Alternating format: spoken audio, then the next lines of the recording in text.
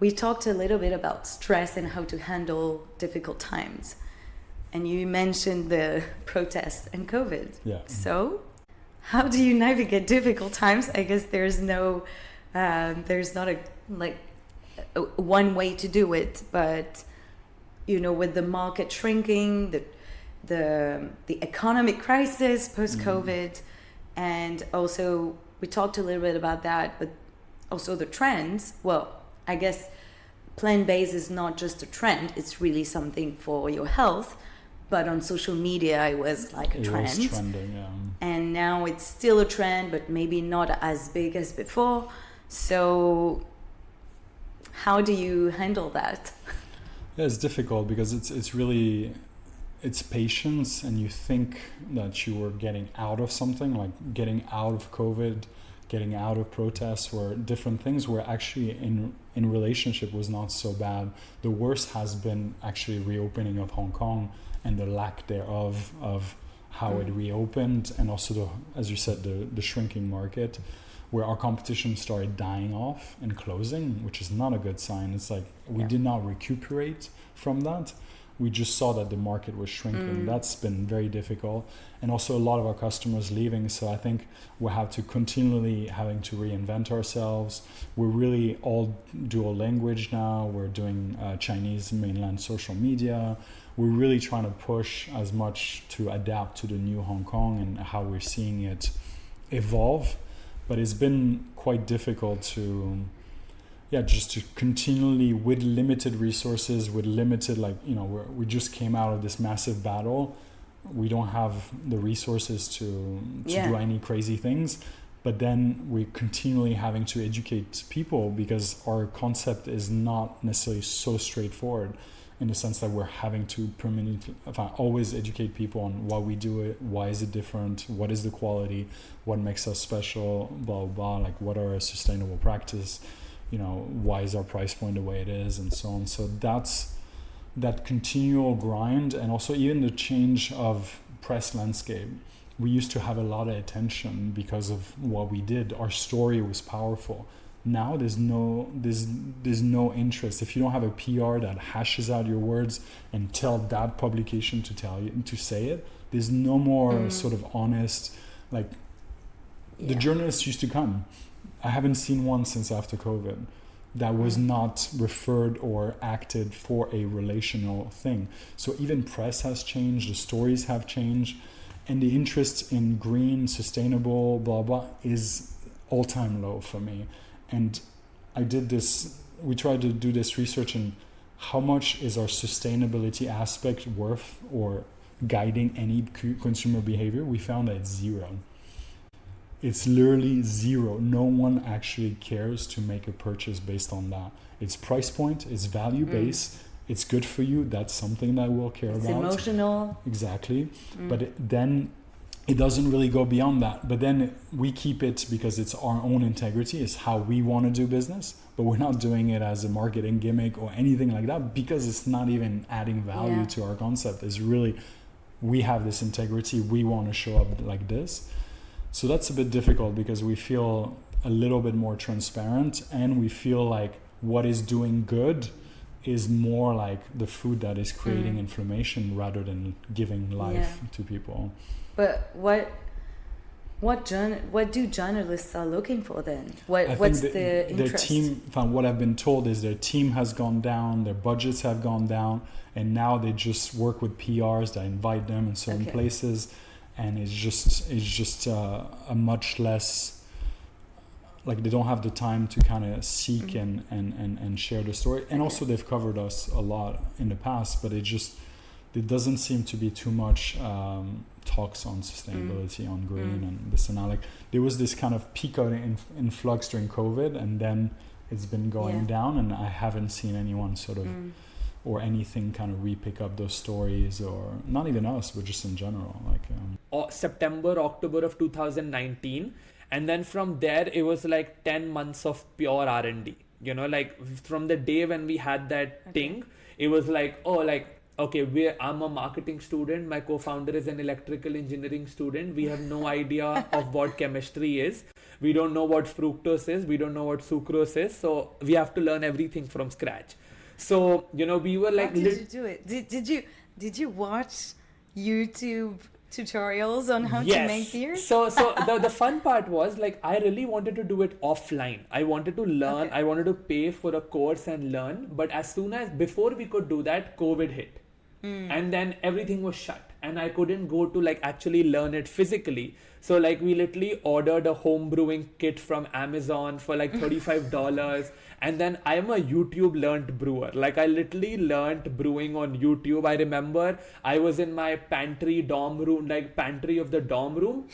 And then we blew up the kitchen once because we did not control the temperatures well, and the whole ceiling was like full of like wheat and stuff. So we've literally come from those beginnings where we had no idea what we were doing. Thank you, YouTube, because we can learn so much stuff there. Like Yeah. I learned how to podcasts. Exactly. Basically. There's Yeah. free education available in the Yeah. world if you want to leverage you're the right determined. resources. Exactly. Yes. At that time we didn't have AI. So at that time we were still Yeah. like searching stuff ourselves rather than the AI doing it for us. But it was still like easier for me to do because we obviously were able to find videos and do it Yeah. ourselves.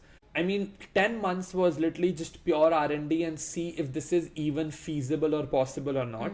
And then when the first wave of COVID kind of subsided and the government removed the alcohol ban in Hong Kong, we were like, okay, now let's do it in person. So we found one brewer who was actually the head brewer of a local brewery in Hong Kong, and he was also an HKUST alumni. So he was the only one who replied to us, and he was the only one, okay, like, I will help you. These kids who can't figure it out, like, I will help you guys. So then we went to their brewery, and that was where we really started our first pilot batches, our first pilot commercial runs. And from there, it took us like 22 or 23 iterations before we even arrived at an edible, drinkable product. I would just say edible, not tasty. Edible.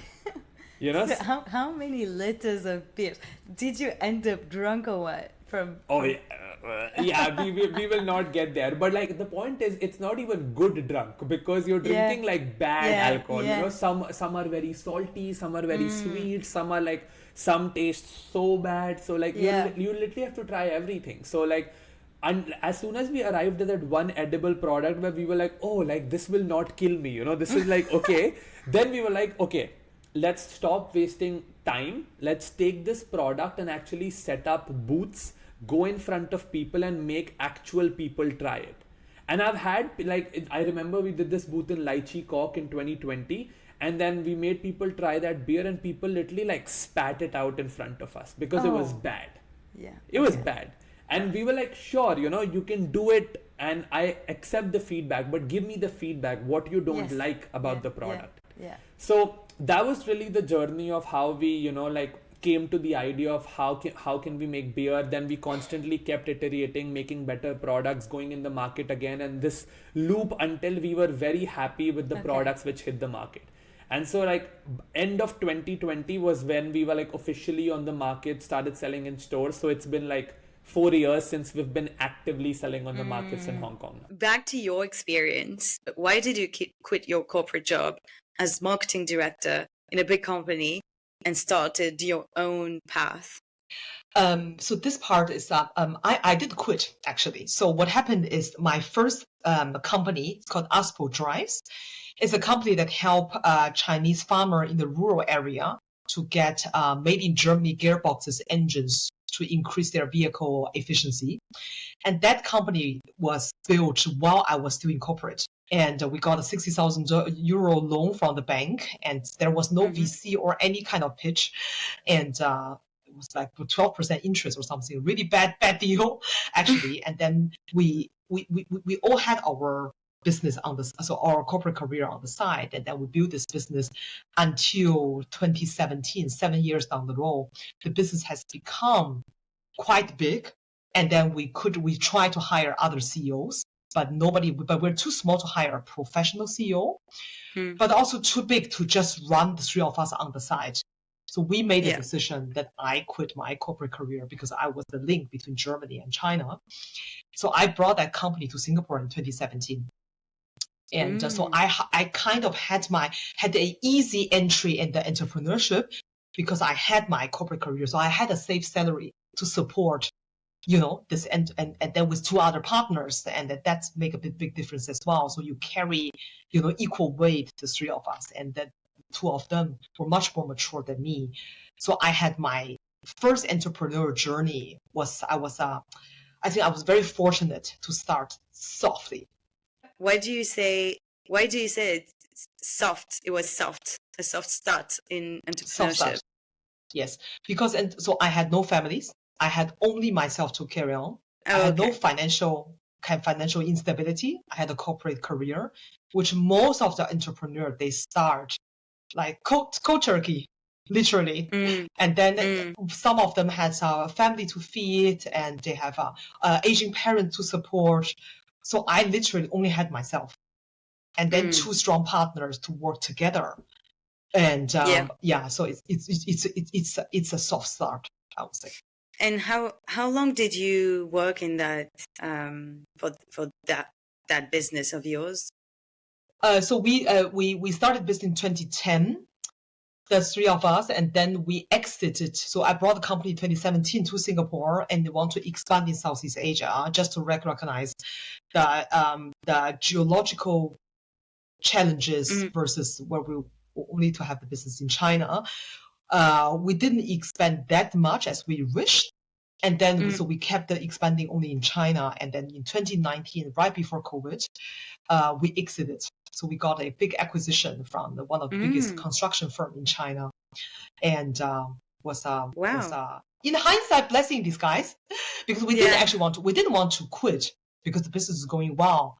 And but then the offer was very good, and then the three of us have been doing this for almost 10 years, and we thought, why not? I mean, someone want to buy the business. I mean, a lot of lessons there. If I would have knowledge today, I would exit much more planned, because now back then it feels like there was a great offer and it's a way out, and maybe all of us are a little bit in the midlife crisis. We can all start something new, or let's take it without actually negotiate what are the options, and should one of us stay. And of course, later on, COVID hit. So it was literally a good thing, but it's a lot of learning in that exit. Yeah, indeed. Yeah.